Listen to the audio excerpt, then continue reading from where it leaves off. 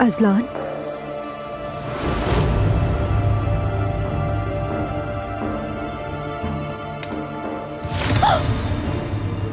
तुम्हारी वजह से मैंने अपना बेटा खो दिया। तुम क्या कह रहे हो? मुझे कुछ समझ नहीं आ रहा। मैंने तुम्हारी वजह से अपना बेटा खो दिया। तुम्हारी जो भी असलियत है उस सब के बारे में मुझे अंदाजा हो गया। तुमने मुझसे झूठ बोला था। मैंने तुमसे कभी कोई झूठ नहीं बोला। खामोश हो जाओ। जानता हूं तुमने मेरे साथ एक खेल खेला था। तुमने मुझे धोखा दिया, मेरा घर बर्बाद कर दिया। अल्लाह तुम्हें बर्बाद करे। कितनी तुम घटिया औरत हो। अल्लाह बर्बाद करे तुम्हें। अजलान, मैं तुमसे मोहब्बत करती हूँ। और नहीं, मेरे रास्ते में तुम्हारा मत आना। ना मेरे, ना मेरी बीवी के, ना आइंदा तंग करना। इधर देखो, जिंदा नहीं बचोगी। आ गई समझ में? जवाब दो। ठीक है, समझ गई।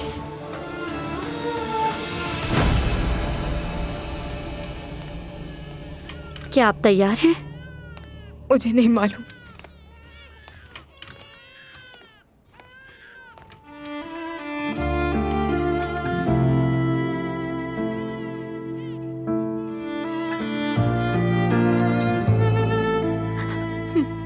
मेरी जान,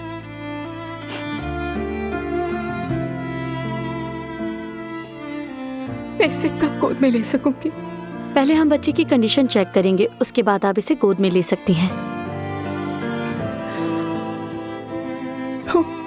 मेरी प्यारी बच्ची, खूबसूरत हो।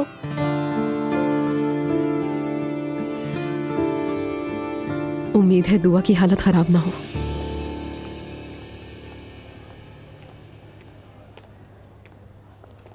जनाजे की तैयारियों के बारे में बात करनी है। अजलान कहाँ है? किसके जनाजे की तैयारी? अरे दुआ के बेटे का एलिफ। या अल्लाह, ये सब भी देखना है अभी। मैं ये बात दुआ को कैसे बताऊंगी आखिर? अजलान यूसुफ के साथ गया है, लेकिन कहाँ गया पता नहीं। गया होगा अपनी गर्लफ्रेंड के पास, और कहाँ?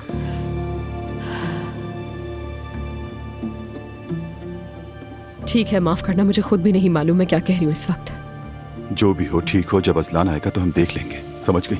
अजलान उसका सामना नहीं कर सकता। कर सकता है, कर सकता है। अगर वो इतना ही हसास होता तो ये सब कुछ ना करता। देखो जरा, सामना नहीं कर सकता। ला हौला वला कुव्वता। सभी उदास हैं। हाँ, मानती हूँ मेरे बेटे ने गलती की है, लेकिन ये भी देखो उसने अपना बच्चा खोया है, तो उसके साथ ऐसा क्यों? जिसे देखो यहाँ अपना दुख लिए बैठा है, थोड़ी शर्म होनी चाहिए।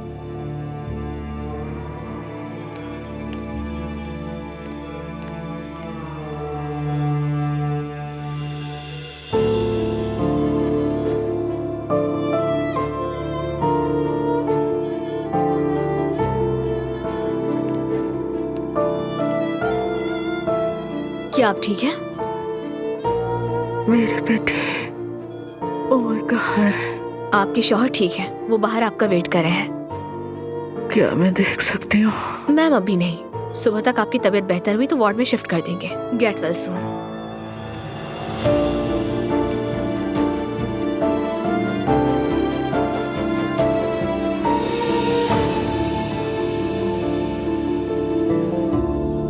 जान, मुझे लगता है उसका। अरे जान, तुम ये क्या कर रही हो? तुम्हें चक्कर आ सकते हैं। अरे नहीं उमर, मैं ठीक हूँ, फिक्र नहीं करो। मेरी जान, हमने बहुत कुछ देख लिया। प्लीज ऐसा मत करो जैसे कुछ हुआ ही नहीं। और दुआ और मुझे तुम्हारी जरूरत है। तुम्हें तो हर सूरत अपना ख्याल रखना ही होगा।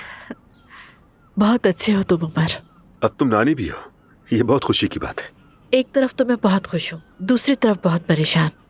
दुआ अजीब अंदाज से घूम रही है, नहीं मालूम कि वो ठीक होगी भी या नहीं। कहती है यहाँ रहेगी, क्या वो रह सकेगी? जिद पर अड़ी है वो कि अजलान को बच्चा नहीं दिखाएगी। तो ठीक है ना मेरी जान, उसे थोड़ा और वक्त तो संभल जाएगी। ये बात मेरे दिमाग से नहीं निकल रही। तुम फिक्र मत करो, मैं हमेशा तुम्हारे साथ हूँ।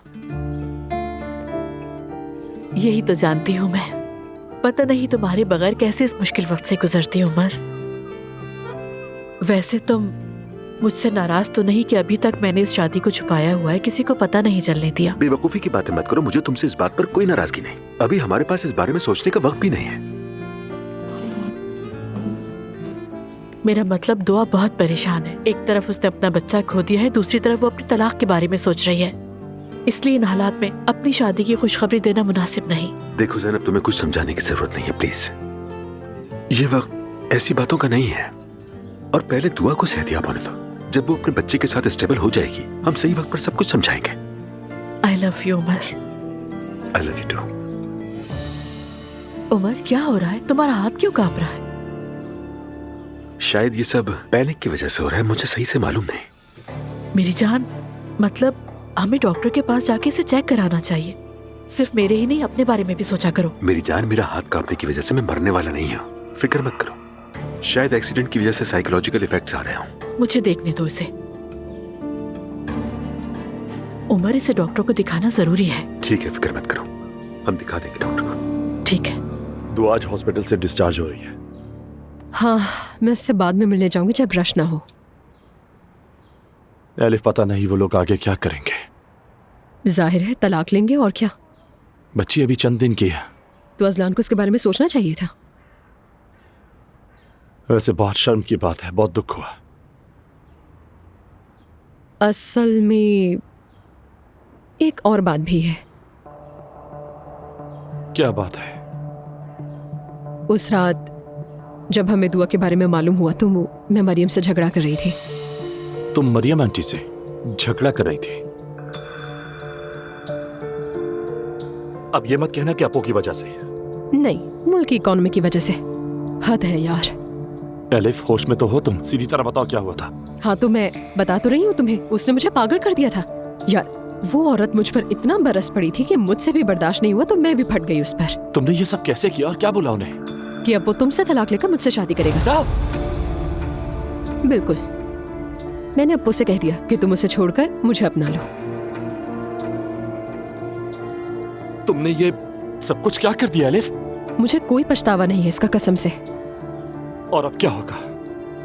मुझे नहीं मालूम।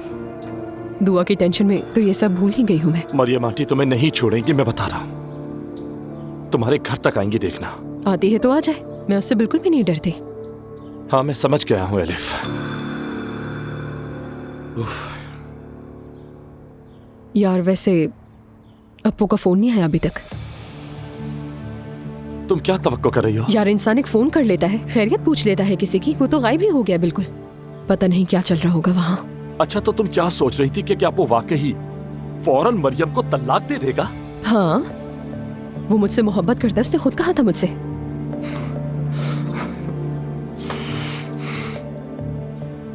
एलिफ, सुनो, तुम बहुत होशियार औरत हो, लेकिन तुम बहुत बेवकूफ भी हो। अब वो कभी मरियम आंटी को तलाक नहीं देगा। उनकी तलाक नहीं होगी। पता नहीं तुम्हें ये बात क्यों समझ नहीं आती। तुम देख लेना, जैसा मैं कह रही हूँ वैसा ही होगा। फजूल है बात करना, तुम्हारी अकल ठिकाने पर नहीं है सच में।